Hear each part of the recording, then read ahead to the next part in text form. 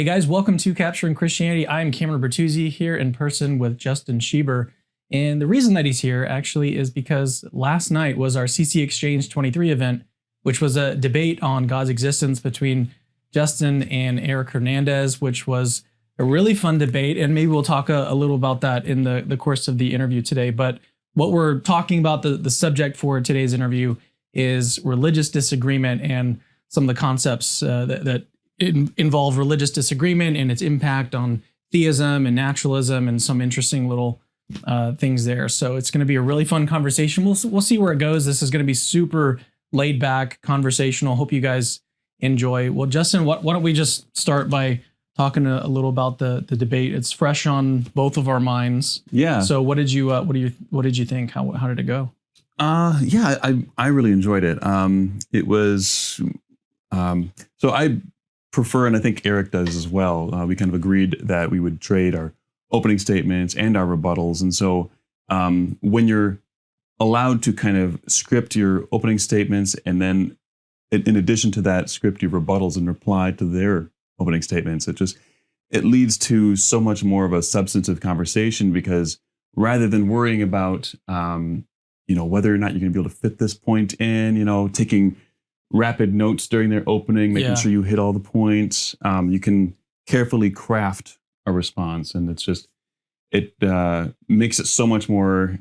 The ideas become the center of the debate, rather than one's ability to kind of think on their feet and kind of access certain aspects of their memory about how they want to approach the issue. So I think that the debate really benefited from that kind of idea-centered approach. Yeah, there's a lot to talk about there, because you and I have done a debate on the problem of evil, and this was years ago before you sort of selfishly left apologetics. So you changed your mind on that, I assume, then. On what? On your general thesis. Oh, no.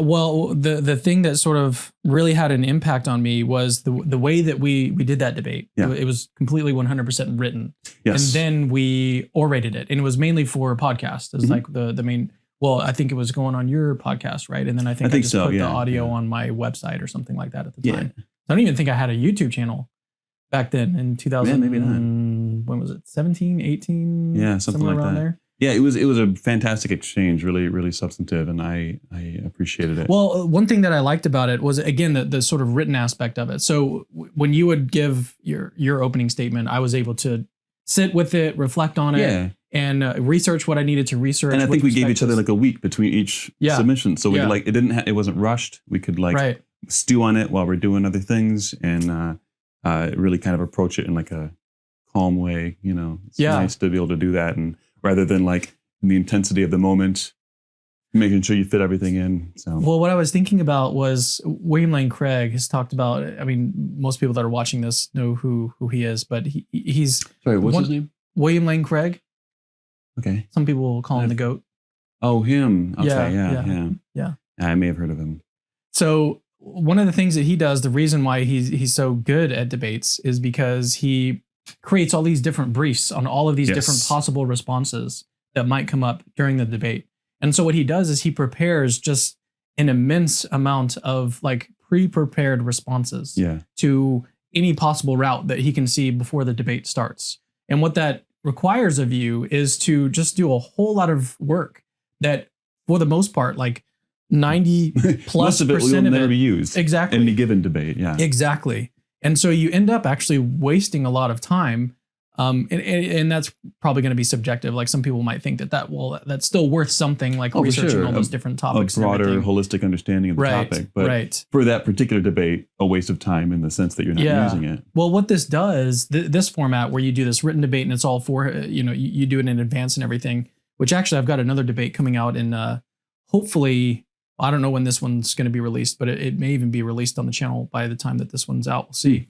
But I've done another written debate, and what I've noticed is that instead of focusing on all of these different possible ways that your interlocutor can respond, you're instead focusing on and responding to and thinking through the things that they're actually saying. And so it does save a little bit of time and headache, I guess. Yeah. So that's another benefit that I haven't really thought of, is that it is a sort of time saver. When I was a co-host of the Reasonable Doubts podcast, that was something that I started doing in those debates, where we would do, much like you and I, the scripted back and forth debates. And like when I tried that for the first time, I don't know if I'm the first to do it, but like I thought about that idea and I was like, oh, I want to do this. It sounds like a good idea. It sounds much less anxiety inducing, where you can actually like sit with the issues and like really wrestle with them.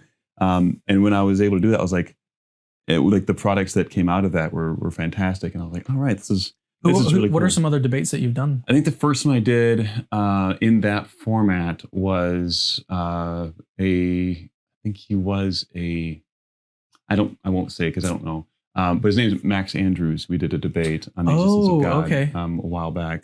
Which I don't think he's a theist anymore. Oh, really? Yeah. No, yeah, I have not interacted with him since shortly after that. So I haven't really kept up with him.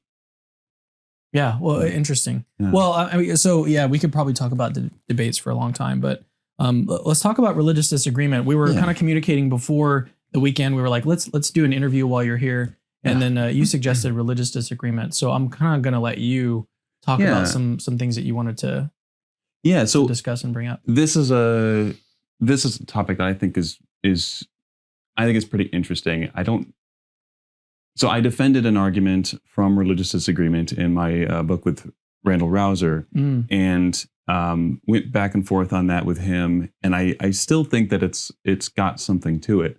And so essentially, like I think that, there's a lot of interesting things that one might think about religious disagreement, right? Like, does the existence of religious disagreement, does it say something about perhaps like the reliability of religious ways of knowing, or, does it undermine religious belief? Like, these are obviously questions that have been raised before. And there are different ways that these claims that could be true. Different kinds of arguments in this general topic. The one that I think is interesting, or at least that I find compelling, I think is perhaps best illustrated by like an analogy, right? So, say you live in apartment A in some apartment complex, right? And you regularly interact with the landlord, and you are aware that, according to you and the landlord's conversations, that rent is due every month and in the amount of $1,200 or something, right? So, okay, that's what you know. Then you've made friends with other people in the apartment complex. The tenant in apartment B, he got the apartment around the same time. It's an exact same unit, same like upkeep of the building. Like your contracts appear to be identical. And you learn from him, his rent is $800, right? That's weird. You also recall that your conversation with the landlord, he told you that this was the same for everyone, that the $1,200 was the same for everyone. And so when you learn that it's $800, right? So there's like a weird disconnect, right? So this might foster some bit of resentment between you and the landlord. It might also foster some resentment between you and the other tenants, right? Like if there's disagreement, like someone's not being fully upfront here, right? And so you could ask the question, okay, what's the explanation of this? You could say perhaps the landlord is bad at communicating. Perhaps he's being dishonest. Perhaps he's playing favorites. There's a number of different things, right? But it would seem that like a landlord being a good landlord, right, would by definition want to treat the clientele fairly, and would want to be upfront and to avoid miscommunication. And so for all these reasons, there is some reason to think that the landlord is behaving less than that ideal landlord type of view, right? So that's the kind of like intuition that I'm getting. Obviously, the analogy is clear. And you can also draw an analogy where you're not talking about the kind of qualities of your archetypal landlord, but you're talking about the kind of qualities of an archetypal parent, wherein you have, say, two children, but the parent only ever interacts with one child at a time, never sees them together. And the children come to believe different things about the way to best relate to their parent, right? The best moral kind of standards that their parent might impose, expectations of behavior that their parents have. And the children are going to get jealous if they realize that they have different kind of, and let's assume they're twins, you know, there's no like, it's not like a baby versus a 10-year-old. They're going to have different, obviously, expectations. But so if we assume everything is equal in that end, then it does seem like there's going to be some tension introduced both between the children in that scenario and between each individual child and their parent. And then so from the perspective of one of the children, you might say, well, okay, how would they go about explaining this? How would they make sense of this apparent important disagreement? So it's not disagreement about like trivial matters. You know, perhaps the parent wants to foster an environment in which the children work together to solve problems. And so maybe the parent will give, a little bit maybe misleading information, and in hopes that the children will be able to kind of find the correct answer. But when it comes to like relational issues, right, like the central role of a parent and child relationship, if there's like a seemingly incompatible difference between the beliefs of child A as to how to relate to their parent and the beliefs of child B as to how to relate to their parent, and if that's the case, what's the best explanation of that, right? And so that's the kind of way I like to frame the argument from religious disagreement.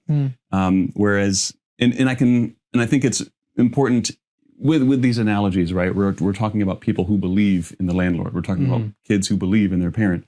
So we can limit it to like theistic disagreement. So these are people who are, devout believers in one, let's assume traditional monotheistic God, but yet we have different ways by which to please God, by which to what God expects of us, essentially. And like other important things, like is universalism true, right? Like that is going to have, it seems to me, like a big weight as to how people interact with each other, right? Like if two people are theists, one believes that universalism is true and one doesn't, and they believe in some other view, then it's just like there's going to be a tension there, it seems to me. And that tension seems to me to be something that a parent would intervene on and kind of clarify. And I think that could be done without, any kind of subjugation of a free will component there. So I guess that's generally how autonomy. Right. I think that's kind of how I view the argument. And yeah, it is based on an analogy. So, one approach might be to highlight some disanalogy here. And so, yeah, I don't know. I guess, what are your thoughts on that? Like, what do you think? Yeah. I had some thoughts initially about like some of the differences between the analogy and like the way that it seems to work in the big religions, where you've got like these sacred texts, and it's not exactly clear, I guess, in the case of something like Islam, it's the sort of dictation theory of inspiration is what's generally held there. So God is like the one that literally like dictates what's in the Quran, right. Rather than inspiration or something, right? Or rather indirect. than William Lane Craig's got this supervision theory of the inspiration of the Bible, where it's like God is just sort of working with or through or in conjunction with the free will through his sort of Molinistic framework. That would make sense with Molinism. Yeah, where he's cooperating with the human authors to write things, and then that becomes sort of divinely inspired in that way. And so that does seem to be a little bit different than someone reading like the Bible for example, seems a little bit different than just like someone going and talking directly to a landlord or to God. Certainly. I don't know that that's going to like make a big difference because the analogy is not meant to like, do everything. Yeah, it's just certainly. supposed It's to like just illustrate some of the intuition. To put a kind of framework to Exactly. put some intuition pumps in there. Yeah. And I think that's certainly a difference, right? So so I guess you could modify the analogy, right? Yeah. You could say that the landlord just sends letters, right? To the people, the like parent. you've never actually seen the landlord in person. Right. You only have his letters. And so then you can kind of have issues of interpretation. Like maybe the letters are a little bit vague or something. And so there's plausible interpretations, right? And you could have, with the parent, you could have the same thing. Say the parent just, writes, little notes to their children, little sticky notes on the on the mirrors or whatever. So I think that's it's certainly a difference, but I think it's one that can be accommodated within the larger kind of intuitive view of the thing. But yeah, I'm not like the most confident in the argument, but I feel like it's got some weight to it. Yeah. But yeah, I definitely need more. I definitely need to kind of read more on the literature, because this is just kind of something I've like thought of myself it just seems like apparent to me. It seems like the analogies hold, but like I'm not that familiar with the literature. And I know there's a vast literature on religious disagreement, obviously, and the epistemic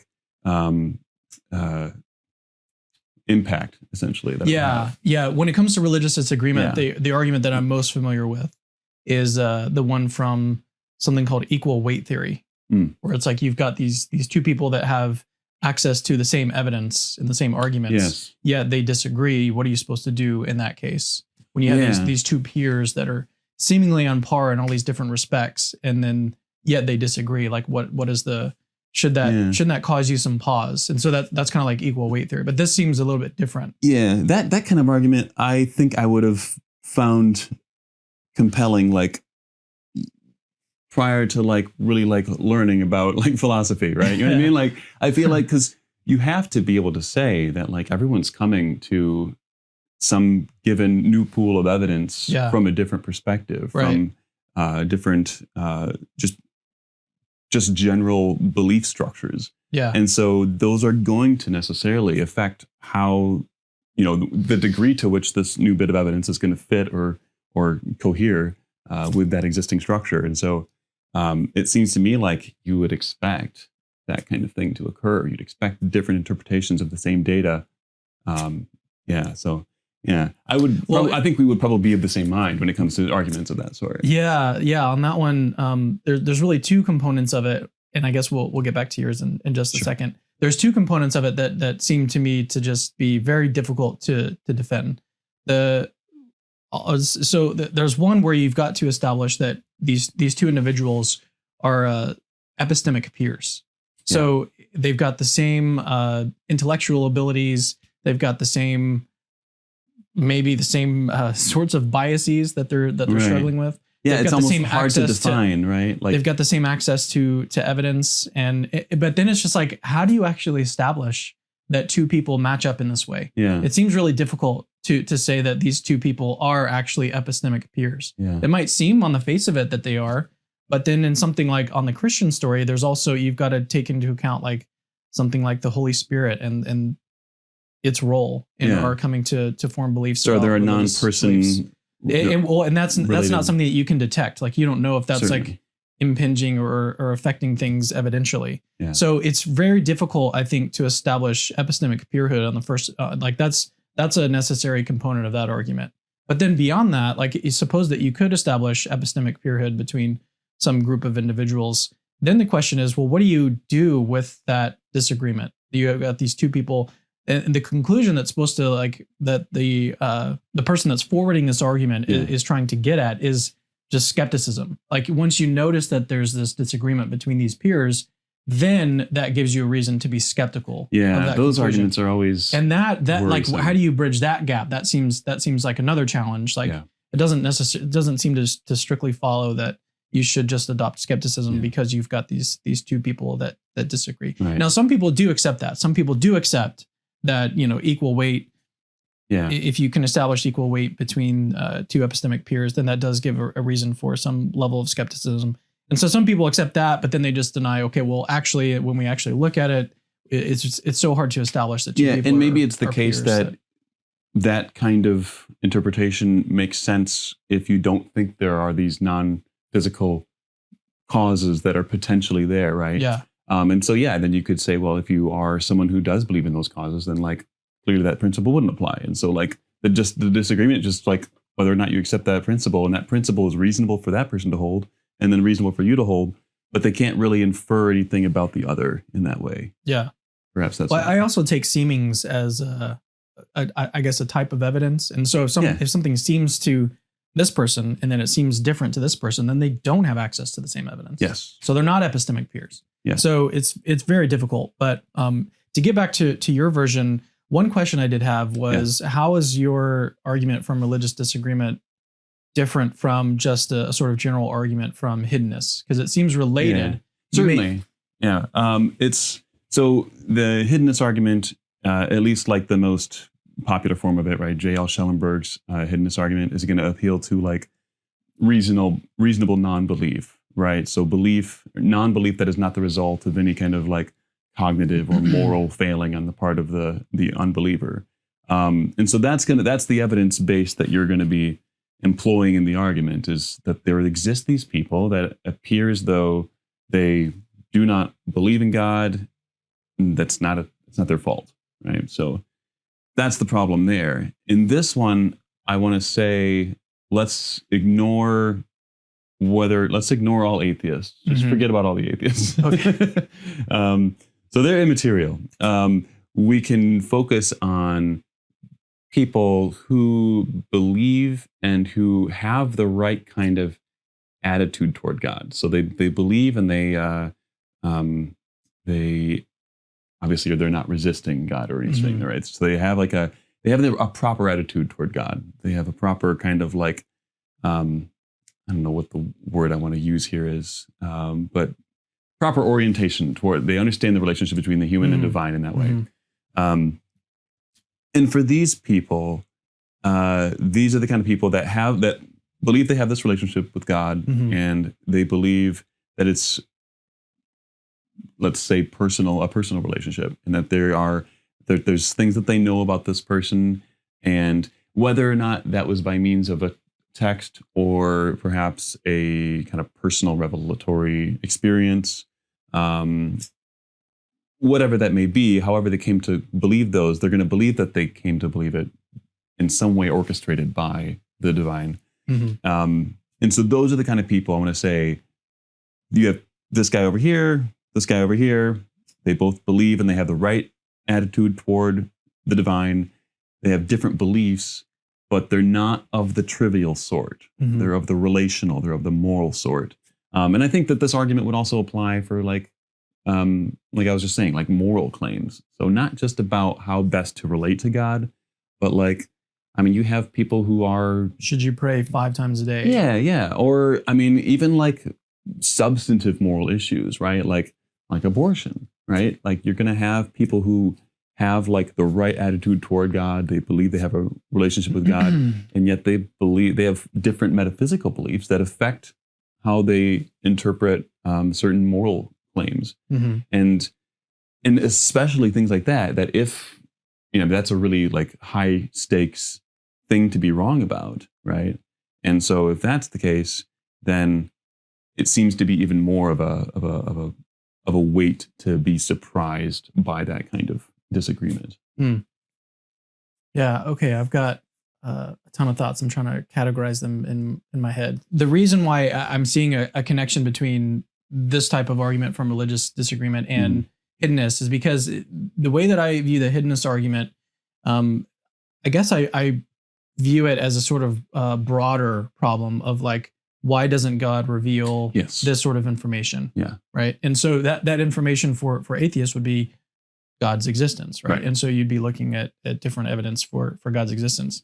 So I would just apply, like, it seems to be to sort of fit in the same general category of like, it's interpreted more broadly. It is a form of hiddenness argument, you could say. Yeah. So like, it's just a matter of like God did not give the specific information to each individual Right. about the specific, formal religion that's the case.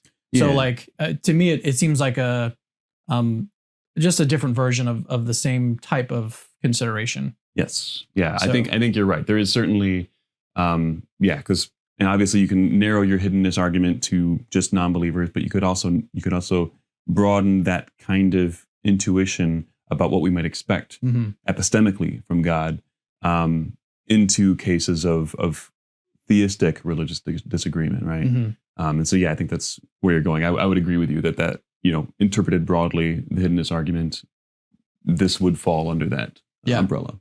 So then what it would come down to would be a similar kind of response, I think, from a theist to the way that they generally reply to the argument from hiddenness, I think would also apply in the case of this type of argument from religious disagreement. And the I would say, would you agree that the most common way to respond would be to give some kind of like theodicy or like a reason why good God would? Yeah, you could always give like potential explanations that are plausible on theism, right? Yeah.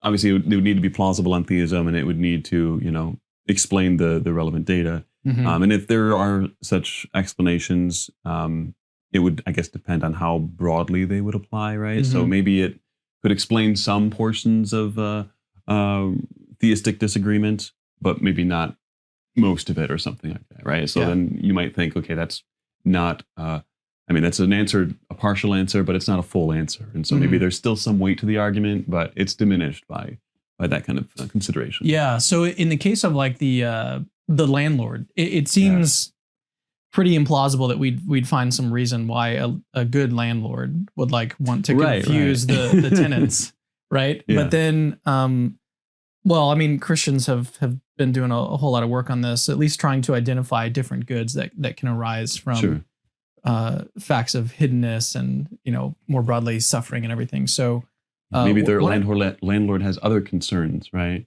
So maybe there are other higher order concerns about the behavior of tenants that he's trying to kind of tease out of them. Possibly, but then I just worry that like we're giving this the landlord like too much leeway. Or we're making him too much like God. Like he's not interested in more than likely this guy is not running some sort of like experiment or trying to like build these tenant's character, and that's probably not what's going on with this landlord. So the relevant concern, and that's why I think it was I think valuable to move from the landlord to the parent scenario, because in the landlord scenario you're just kind of talking about the weird relationship that this could bring about between the people and the landlord, and then between the people themselves. And you have like pretty uncontroversial assumptions tied, because like, what is a landlord? A landlord obviously has interest in running an efficient business in which the tenants are happy and don't feel as though they're being treated unfairly. They feel as though the information is being communicated clearly, right? And then you move to the parent aspect, and you can bring in like moral claims, right? Like we receive a lot of our kind of basic moral teachings, or like at least the content of the moral teachings, from our parents often. And so to that degree, now we're starting to get more close to something that could be like a theism, right? And then when you bring it to theism, how dramatically does that change? And you're right, it is a pretty dramatic change from the initial landlord scenario, but there's a stepwise, multi-point transition there that gets you there. But is there something that's lost along the way that makes it so that it doesn't apply? Yeah. Right. Yeah. So one of the theodicies that I find pretty plausible with respect to hiddenness, and by the way, when it comes to hiddenness and this type of like religious disagreement argument, I have not done any of the requisite study and and I haven't into the either. literature and like trying to figure out like the best responses to this. So don't expect some like crazy response to it. But one of the ones that impresses me and I like comes from Dustin Crummett, and he has this like community type argument where religious community is a great good, where you can come together and learn together and discover different arguments for different theological positions and grow in community in that way. And you also build relationships with each other. And then in so doing, you grow closer to God, at least through this sort of community. And so I think that would it could be extended to disagreement between different religious communities as well. Certainly. Yeah, I think that could be a concern, right? So, or could be a factor to play in. And so you could say, okay, so you have the goodness being brought about is the cooperative nature, I guess. Is that kind of what we're saying? Like the fact that people are cooperating, working together on a common goal is the good that's being brought out? Well, there's a lot of things that happen in a religious community where you're developing deeper relationships with other people through working together and trying to figure out what's sort of true about ultimate reality. And so there's a lot of like relationship stuff that's happening as well. So and so I guess my initial thought would be like, okay, that makes sense, and I think that all that can be accommodated right within a view where they all agree on the moral aspects, the proper relational aspects, right? So I don't know, like non-essential beliefs where, I don't know what kind of robe you wear during some certain ceremony or something, right? Like some kind of like aesthetic, seemingly arbitrary, non-essential thing. Some people take those things pretty seriously, right? Because they're tied to like traditions and things like this, right? But you could, I think, encourage kind of the disagreement, and you could encourage the working together to be like, hey, is this really all that important? Whereas on issues like moral issues, right, or metaphysical disagreements that lead to moral disagreements that are like really high stakes, like I was mentioning before, like the abortion case, right? Those kinds of things involve like other people's eternal souls. You know what I mean? Like there's this other group of people over here that like they're missing out on their antemortem lives because we're encouraging cooperation over here between these other people. You know what I mean? So that would seem like. So I would say that, that's a value, and that is something that could be accommodated within other kinds of disagreement that are less weighty, that are less high stakes, I guess. But whereas the moral and like the relational issues, like how best to relate to God, how best to interact with God and things like that, it doesn't seem like the kind of appeal to that cooperation. It doesn't seem plausible to me, at least, that that's got enough weight to justify the high stakesness of the other kinds of errors.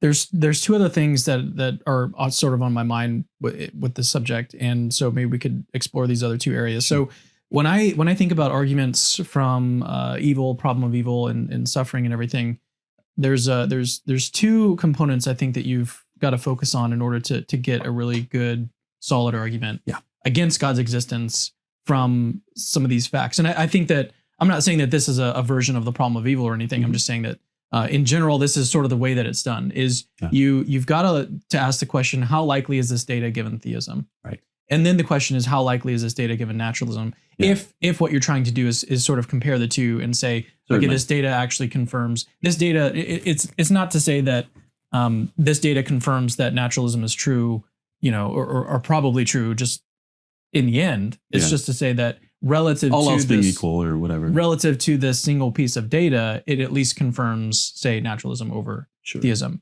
But the way that you do that is you've got to establish those sort of two factors. Yes. So you've got to say that the data is surprising on theism and that it's not surprising on naturalism. So I kind of want to look at those two a little bit more carefully. So on the first one, it seems like what you said is that we've identified these specific disagreements that occur between these big religious groups, and it doesn't sound like you're saying that theism predicts something else. It just seems like you're saying that this is just that data is surprising given theism. But then the question that I've got in my mind is, what sort of data would you expect to see if theism were true? So like how much agreement would you expect to see between religious groups, or would you just expect there to be no disagreement at all religiously? Like Yeah, what would you expect I given guess theism? I guess being sensitive to the kind of like concerns that you raised earlier, right? Mhm. You might expect there to be disagreements on like the relatively trivial matters between people who have like a devout attitude toward the divine, right? They really like humble themselves and they believe in God. It seems to me like that kind of orientation toward the divine would bring about the case that anyone who has that orientation, they might again they might have disagreement on like certain trivial matters, Mhm. but like on really substantive issues, they would they'd coalesce essentially. That like such that like when someone becomes so we're going to set aside the hiddenness argument here, but like say someone doesn't believe in God and then they come to believe in God. That should be in my, at least in how I'm thinking about this, it should at least raise the likelihood that they're going to come to believe in those, or they're going to coalesce essentially. Mhm. So Mhm. by coming to believe in God, you're going to start to believe things that other God believers believe, Mhm. if that makes sense. Mhm.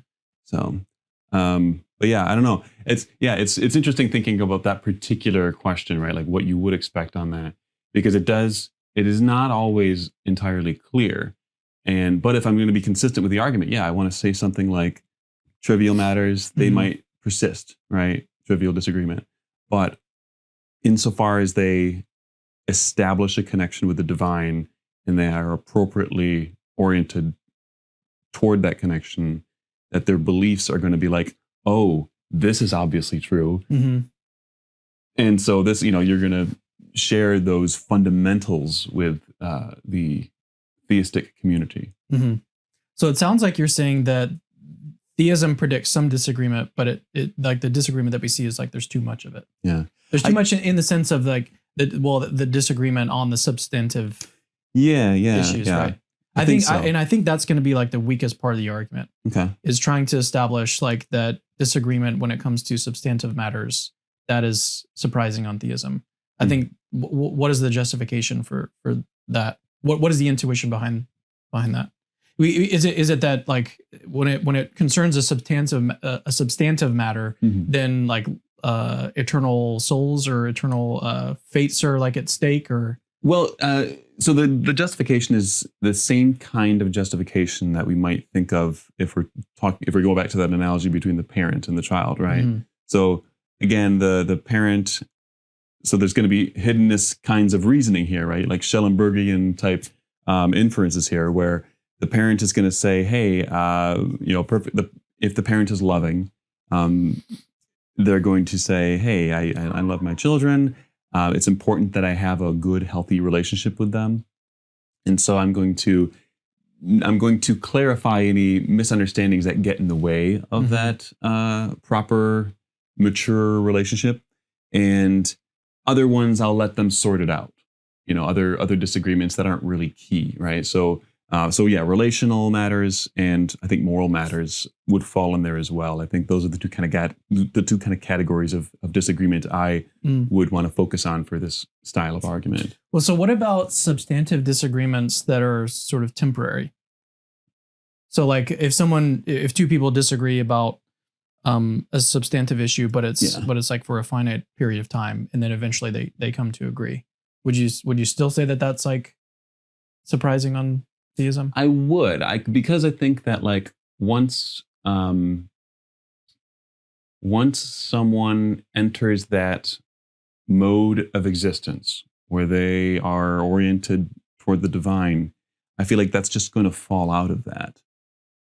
I guess I don't see any reason why it wouldn't fall out of that. What's going to fall out of that? Maybe they're going to come to believe the correct fundamental things, the essential things. Like say they have a belief that the best way to have a relationship with God is I don't know, some very bizarre thing that I can't think of right now. But it's wrong, right? And it actually detracts from the the relationship potential, right? Mm-hmm. So if they come to believe in God, there's going to be a two-way street of this relationship, right? Mm-hmm. And so we would expect, it seems to me, that God would be like, you're wrong about that.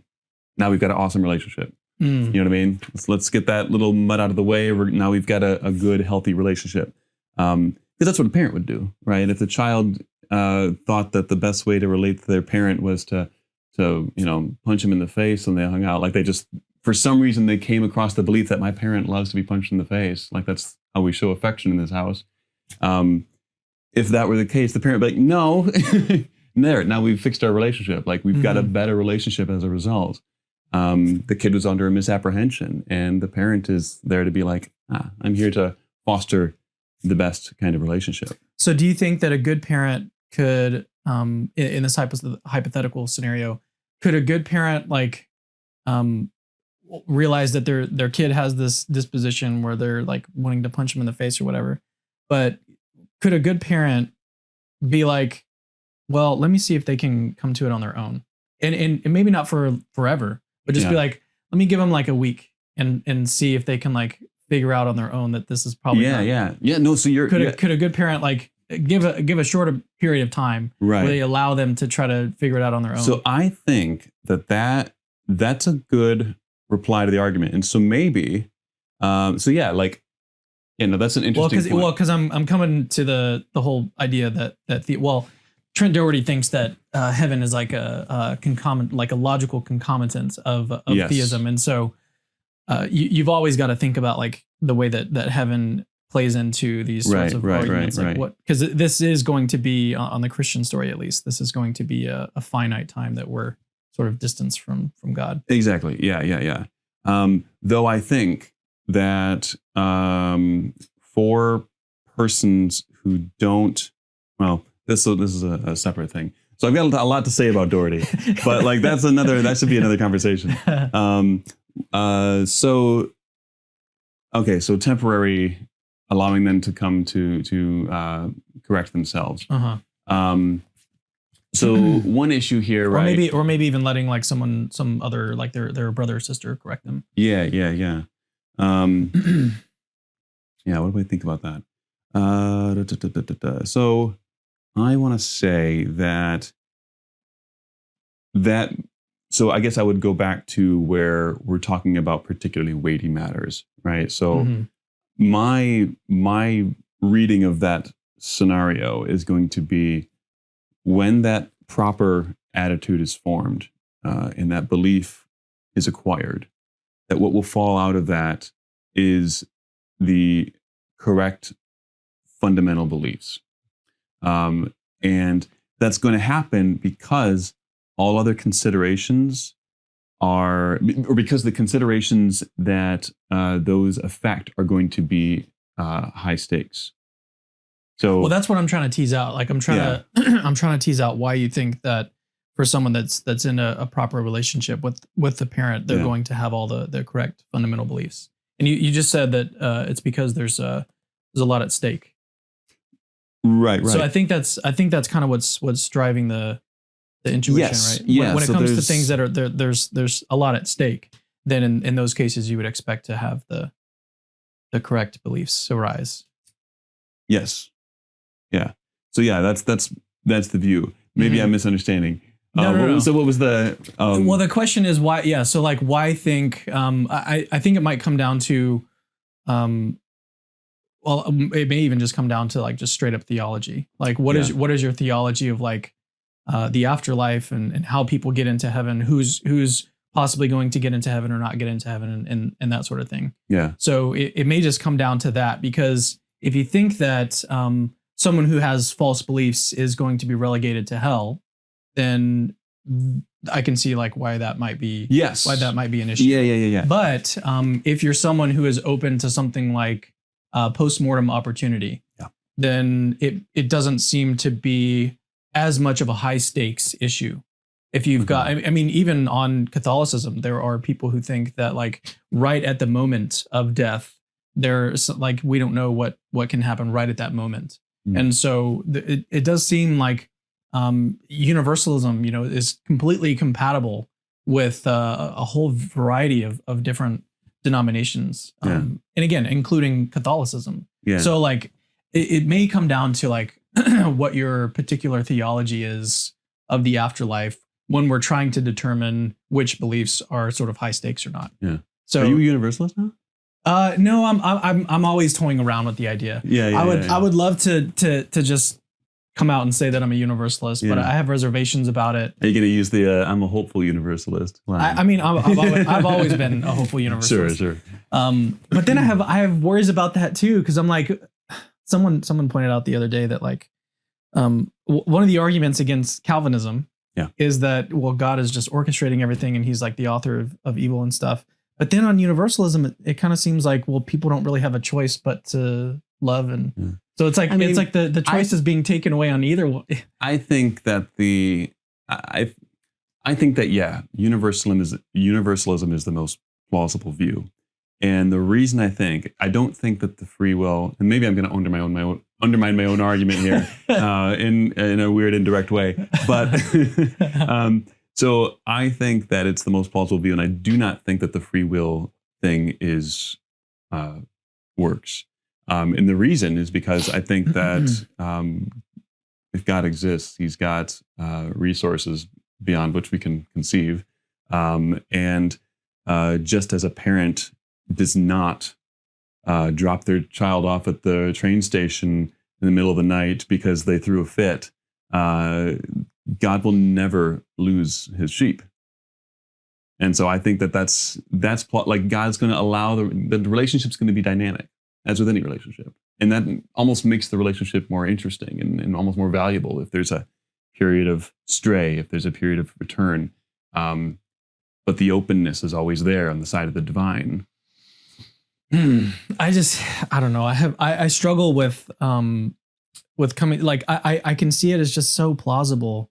Yeah. And maybe it's the case, like you're thinking about, literally eternity, where someone is consistently like rejecting God's love for forever. But I mean, you give enough. That seems implausible. It's like, how long can it actually go on for? Right. But then I wonder, like, some people are super stubborn. Like, wouldn't it just? I mean, so if there's free will here that we're talking about, then and we're talking about an infinite number of chances, presumably. So which does require a specific theology. Yeah, that's true. That's true. Rather than like your last chance is your last breath. Yeah, or like right at that moment, there's something that happens. There's yeah. Which, I mean, on the Catholic view, it's like whatever happens after that point, most people are going to be going to purgatory, and you don't get to heaven until you've been sanctified, basically. And so, right.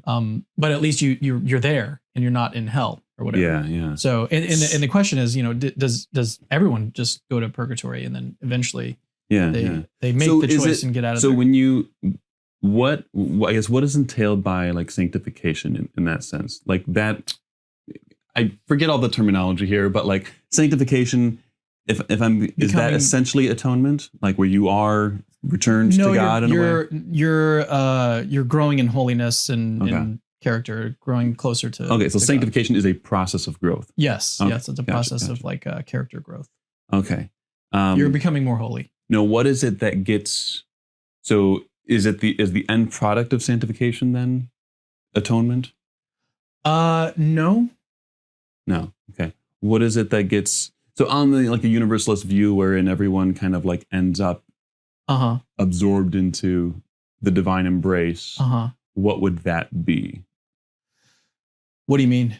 I guess what's required? Like they would be in heaven, eventually. Right. I mean, there's a Andrew Horanich, I think, is the name of a guy who I've had on to talk about universalism.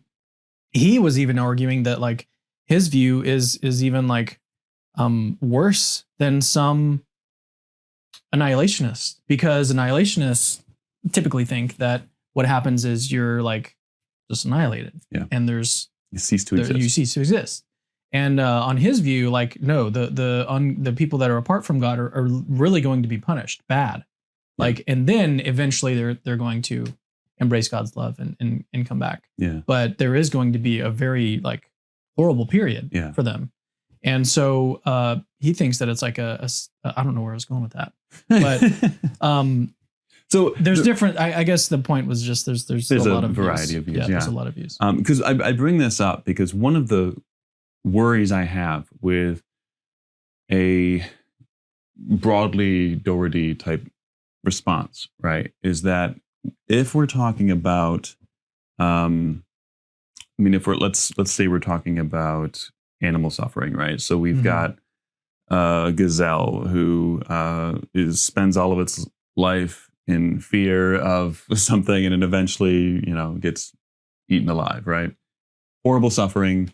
The story he tells in his book, The Problem of Animal Pain, is it?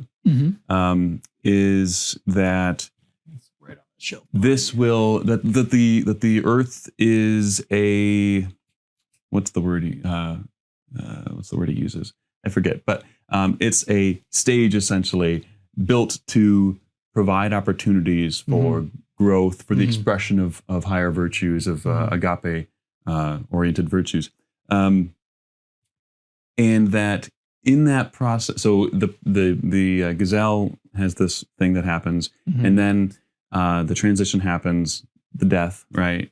Now it's in the new whatever after death would be, if it's like a purgatory or whatever. You've got the kind of post-mortem life of this gazelle that either becomes a person in some instant or like grows into a person by further choices. I don't know that he necessarily needs to pick a view on that necessarily, but the issue there is... How do we get to the subject? Well, no. So talking about this broad approach, we've obviously shifted quite away from the original topic, but being that it's not clear what role Christ's sacrifice plays in this view. If ultimately God has created a world where he builds better creatures, and the building we're a part of that building by making the correct choices, and that eventually we get to the point where we become the best we can be, and we're embraced by the divine. End of story. It's unclear to me, I guess, where Jesus comes in here. You know what I mean? And maybe that's why I was having you trying to clarify what sanctification is, what's entailed there, because I don't know that I necessarily is that a valid worry, or is that something that I'm just misunderstanding the theology of what Jesus' sacrifice and resurrection, beyond it being a mere symbol, what is the substantive contribution to a story like that? You know what I mean? That's my worry. Yeah. I'm definitely not a theologian, so I probably shouldn't even really comment on that. But my initial impression is that the atonement is about reconciling us back to God in some way. And so it provides the path back to God. Right. But we're able to provide our own path, right? Because that's what we are building our own souls. Right. No. That is the process of sanctification. But what Christ did on the cross, I would say, basically, there's sort of two trajectories you could go down. Yeah. So one of them is toward your own destruction, hell, whatever, and the other one would be toward God. And so I think what Jesus did is he provided that split. So at first it was just you're just going that way, but what Jesus did is he provided this path where you can become sanctified and then grow closer to him. And so that's kind of what he did on the cross. And again, I'm not a theologian, so maybe that's the wrong way to view it. There's no need to commit to any particular view on that. I guess I'm just saying what worries me is that it's not clear that split is really there if the purpose of the earth was to bring into the earth at its primitive stage these creatures that are far from perfect, and then they build themselves up, and they get the choice to do so, and they're responsible for their own character and the culture as it moves and develops, and then into the afterlife, the growth continues, and eventually, after the creatures build themselves up into full persons. Okay, I think I see what you're saying. Embraced by God. It's like, where does Christ's cross fit into that picture? Okay, that's my worry. And again, I think I see what you're saying.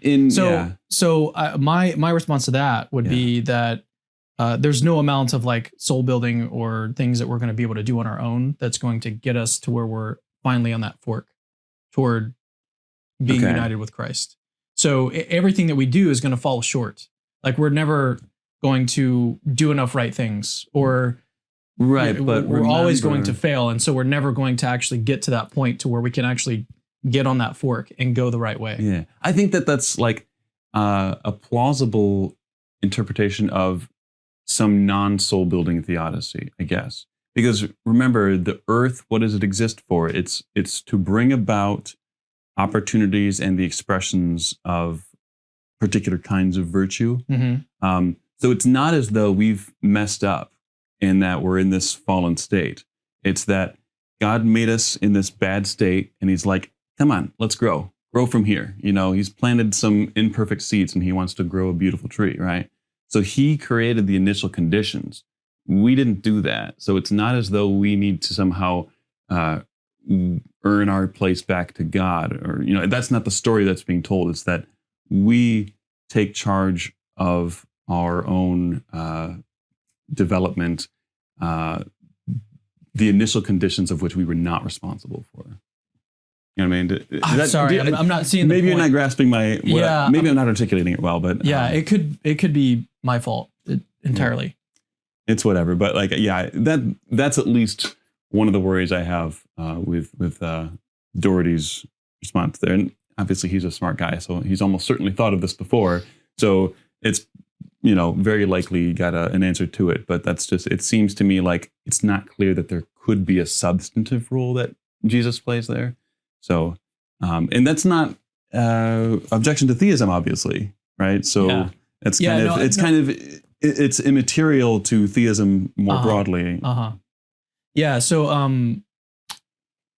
I guess one last thought on that, and then I'll tie it back to to religious disagreement. So, there's a question in theology, and I've had Jerry Walls on the show before to talk about this. He's a Protestant, but he believes in purgatory, mainly because, from what I understand, that he thinks that sanctification has to be a process, like it has to be a long process. So some Protestants think that it's just like you're saved, then when you die, you're immediately sanctified, and you're like you're good to go. Like you don't have any of these bad desires or impulses or anything. Like none of that is like still that there. Amount of character change. You're just immediately translated into like this super being. Yeah. And he's like, no, that's implausible. So sanctification has gotta take a while. And so that's basically all that I'm saying is I'm kind of like using his view. So it's not, once you're saved, it's not that you're just immediately translated into this like super being. Yeah. Rather, you're saved, and now you're on this other path. Now you're on this path to sanctification. Right. But it's not an immediate like just jump directly there. You've got to actually like work that out. So if universalism is true, though, does that change the picture? If there was never ever really a path? I think for me, I would say that, because I do believe in free will, I would say that everyone does make that choice to go down that path at some point. That to me is the only way that the universalism would be plausible, is that everyone just makes that free choice eventually. Or at some point, you know, at the appropriate time, they make that choice, whenever that time is. So they're okay. Yeah, and I feel like we could go back and forth on this for a while. Yeah. Okay. Well, so then let's do this, and then we'll close out the interview, because we got to go get some lunch. Yeah. So so we talked about like what would we expect on theism with respect to religious disagreement, and then that led down some interesting lines. But so the other question I have, and I talked about this in our debate, and I continue to just think about this a lot, is what does naturalism actually predict with respect to suffering or religious disagreement? Because from my view, naturalism just alone by itself doesn't make a whole lot of predictions. It makes almost no predictions. When you actually start to get predictions from naturalism, you usually combine it with auxiliary hypotheses like evolution or something like that. Sure. And so you've got to combine naturalism with a whole lot of other things in order to get a prediction that would even get you something like, okay, well, now we can see why naturalism fits well with this sort of disagreement that exists between people. Yeah. So like, to me, it'd be like, when it comes to all sorts of different evidences that are brought as like, here's a paradigmatic example of something that is evidence against God's existence, like suffering. And I'm like, well, hold on a second. How do we know that this is not a case of like, this data is surprising on theism, but it's also surprising on naturalism? So therefore, like, how are we using this as evidence for one over the other, when it seems to me like, even if you can establish that it's surprising on theism, it doesn't seem very plausible on naturalism. But again, maybe I'm just missing something. Yeah, no, I think, so like, so in this, I went into this a little bit in our debate yesterday, or my debate yesterday with Eric. So if we kind of bring on certain background assumptions, right? Let's say the base assumption is that like, life exists, right? On naturalism, that's going to entail certain facts about life, right? On theism, it doesn't really say a lot about it, right? There's a wide window open on what life could be if theism is true, right? And so on naturalism, you're going to say, okay, well, it's going to have come about by a natural process. And so you'd expect it to be something that's going to need to be constantly needing energy. So it's going to be an organic, fragile, metabolic system. And this metabolic system, if it is to be a system that is connected with other systems in a way that continues on into the future, it's going to need to be not ended, right? And so it's going to need. But why would all of that fall? It just seems. Sorry to cut you off, but that Sure. just seems like none of that is actually like required for the theory. So like on naturalism, you could just have all sorts of things happening for no reason, unless you adopt something like a principle of sufficient reason, where everything has to have like some sort of explanation or cause. So to me, like, you could still get all sorts of things happening especially with respect to life, but they just don't have some like direct connection or some sort of like reasonable path to get there. Yeah, no, I don't. That's an interesting view. I feel like naturalism, it constrains quite a bit the potential for what life would be. As Alvin Plantinga says, natural selection is the only game in town if life exists. And so it's going to be the product of a natural selection. And so I do think it's going to be an organic, fragile, metabolic system that is going to need to have some way to tell things that are a threat to the ongoingness of that system, the survival of its system.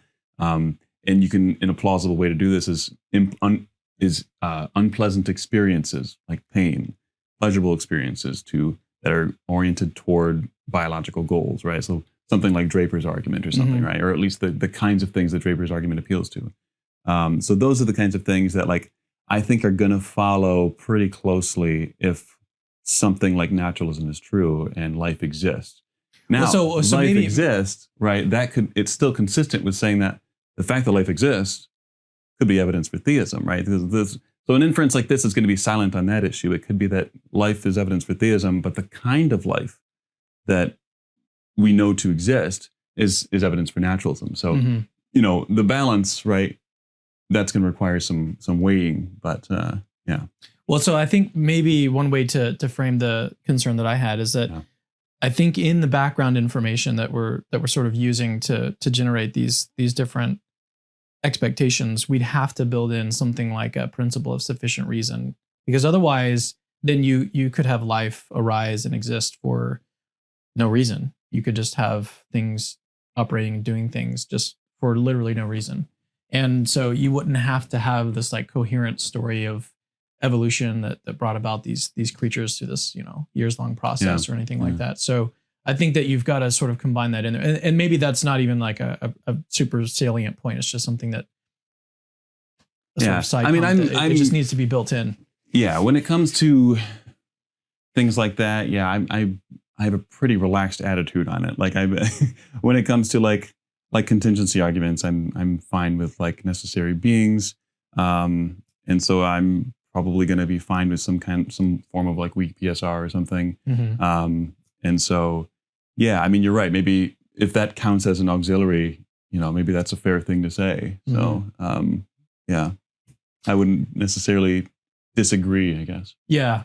So one of the concerns, and you kind of talked about this, was when we include some of these things in the background information, there's still this sort of other concern of like, how likely is that data given naturalism? Because if one thing that you could be doing is you could be combining sort of your theory into this conjunctive hypothesis. So you'd have naturalism and life.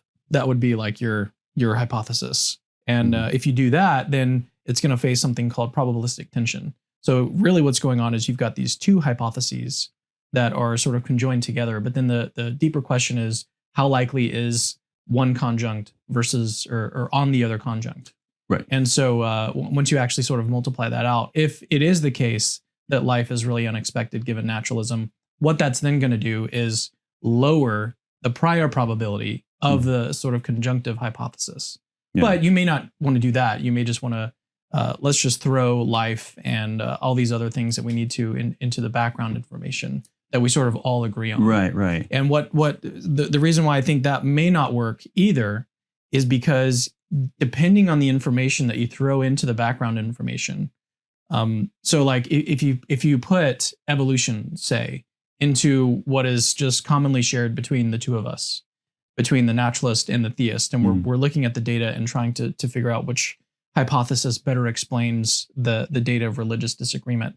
If evolution is something that you and I share as part of our background information, then if that's actually generating an expectation on given naturalism that religious disagreement would occur, then it seems like, well, why wouldn't it also be the case if we're assuming that evolution is true? Why wouldn't it also be the case that theism predicts religious disagreement if we're assuming that God used evolution to bring about biological life? I guess maybe I don't know that I fully understand that. So because we have shared evolutionary background knowledge here, that grants it's as if God doesn't have a substantive role in human history. Like we could expect the same predictions on naturalism and theism only if we assume that there's not like a substantive interaction. I don't know that you would want to. I mean, am I interpreting that correctly? Well, the concern is that I think we've got to be really specific what we mean by evolution, because if we get certainly specific enough, then it's going to like generate the expectation of religious disagreement, regardless of hypothesis that we're testing. So like if we build into evolution that it's created these creatures that are sort of battling and tribalistic and all these things, whatever it is that you've built into the evolutionary theory that's generating this expectation given naturalism that religious disagreement would arise. But if we're being that detailed in our theory of evolution, and again, this is something that we're including in our background information prior to even like considering things, then it's going to generate the same expectation on theism or on any other hypothesis that we're testing. So I think what we've got to do is actually, in order to really help out the naturalist here, is sort of gerrymander the background information. We've got to gerrymander what we mean by evolution so that it's simplistic enough to generate the expectation for given naturalism that religious disagreement would occur, but it's got to be generic enough such that we allow God to intervene and make evolution a certain way given theism. And I think that to me is kind of suspect. Like if we're gerrymandering the background information in such a way to sort of help out this one theory instead of the other theory, then that seems like a messy situation. Yeah, maybe this is something I'm not following. I'm not sure I'm understanding. So like when we're talking, so let's say obviously we have a theist is going to have at their fingertips a guided evolution, right? Whereas the naturalist evolution is not going to have that. And so you'll get the beliefs that you get out of naturalism, right? You're going to have some disagreement on metaphysical issues, which is what we do in fact have. And then on theism, the relevant variable difference here is that you have a God that has, as a part of its character, perfect love, right? And so that's what's generating the difference here, it seems to me. And especially in the case of the argument that we began with, the difference being the substantive moral and relational issues among people who currently believe in theism. So I guess, maybe I'm completely misunderstanding your response, and maybe I'll have to listen back to it. But I don't know. That's at least where I'm thinking right now. But I think that's probably the best way to respond, is that on theism we'd expect some sort of. I'm trying to remember back to Joe Schmidt, and I talked about this a while back, and he said the sort of like maybe the flavor of evolution would be different on theism. Like it'd be a little bit different of a flavor. But I still have concerns about that, because then I think we're still sort of just gerrymandering the background information in a very specific way that just helps naturalism as opposed to helping theism. And then beyond that, I think the deeper concern would be, so suppose that we could do that. Suppose that we could actually generate an expectation on naturalism of the data of religious disagreement. Suppose we could do that. Then I think it would just come down to, well, the things that you've assumed as part of the background information, how likely are those things given naturalism? I think that they're just really unlikely. So then it would just be like, okay, well, I can grant that, you've got this data that does actually support naturalism over theism. But then when we look at the whole picture as a theist, someone who, it would just... Certainly if you think that they're unlikely, then that's going to obviously be a point against the explanatory gumption of the theory. Certainly. Well, and I think that's a sort of, I'm not trying to virtue signal or anything, but I think that's like a philosophically mature way to look at things. Just to be like, to accept that there can be evidence that points both directions. Oh, of course. Right. Yeah.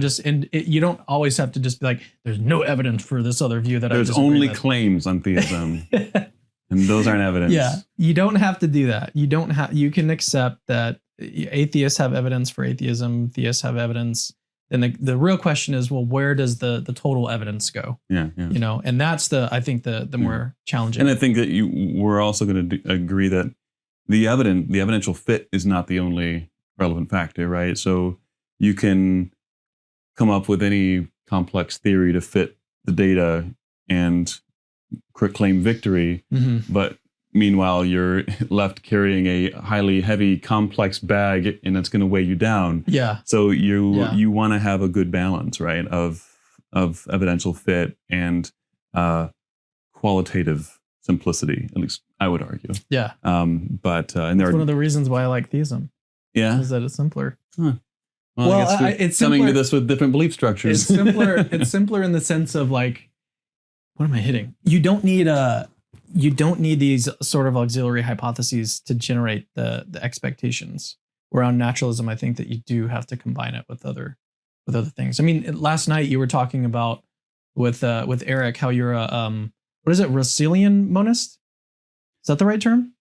You're some sort of monist. I mean, I'm pretty new to like philosophy of mind stuff. Okay. Honestly, I never really dug into it when I was doing this stuff before, and now I'm kind of like, I kind of owe it to myself to really research this, because I've always thought of the hard problem of consciousness as a real substantive thing, and it bothered me, and so now I'm like, it's an intuition, and it's an intuition that I can't shake, and it's funny because I remember when I was doing this a few months ago, I was like, all right, I tweeted, I'm like, all right, time to convince myself to be a physicalist. And you're like, why not convince yourself of the truth? And I'm like, well, yeah, of course I will. If I think Did I say true. that?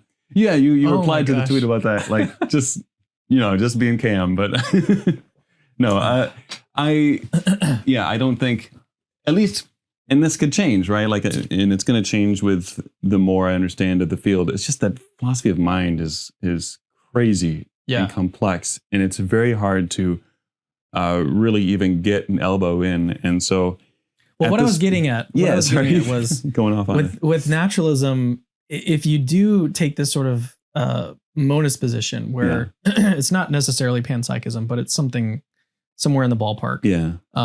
That to me is something that you're sort of building in at the ground level of your theory, right? You're not saying that this is something that's deeper explained, but like naturalism doesn't explain why monism is the case, right? Right. Right. So it's something that you're just building into like your overall theory of worldview. Yeah, just the basic stuff. Yeah. Has more to it than we thought. So it'd be like naturalism and monism would be like your. Well, your you could just think of it as, you could just say, there's a million different ways to kind of cash this out, right? Because in one sense, what do we mean by naturalism? If I'm going, like, I can. Well, it's definitely not something you can just include in the background information. Certainly. Yeah. So yeah, you would want to say something like, my view, like, forget the word naturalism, Mm-hmm. just say there's a basic type of stuff, and that basic type of stuff enters into causal relations, and it has different aspects to it, right? That kind of thing, that's going to be kind of your base level thing out of which, you're going to try and get like causal interactions between basic types of stuff. And insofar as they get into complex structures or processes or what have you, plausibly you get some kind of like mind out of that, right? Hard to really articulate it, but I feel like I'm at least where I am right now, where I think that consciousness is not reducible. And I think that science doesn't really tell us much about the intrinsic nature of the fundamental. Then it's like, well, there's maybe those two things are related, So all right, that's where I am right now. why don't we go ahead and close out the interview? This has been a lot of fun. I feel like actually I could talk to you for a long time. Probably. We do need to go get some food, but yeah. And the main thing is I'm worried about the kids and the wife. Like You're worried about them? They need to eat food. I don't know what time it is. It's They're about all 1 o'clock. back there crawling on the floor, starving. They're like sitting back there just waiting for us to finish. But no, it's been a lot of fun. Thanks for coming down and doing the debate. Thanks for inviting me. Yeah, I'm really curious to see. I haven't even looked yet what the comments are like. Yeah. It's have the you been internet, looking? so it's going to be horrifying. But yeah, I'm hoping that it was. I'm hoping that it generated some light. I did see on Twitter someone saying that you've raised the bar of discourse or something like that. Yeah, that was me under my fake account. Are you serious? No. It's just like, he's great. Justin is. That's funny. All right. Well, thank you guys for tuning in. Thank you for hanging out with us and listening to us talk about all these. There was a lot of tangents today, but thank you guys for tuning in. I'll see you in the next Capturing Christianity video. See you guys later.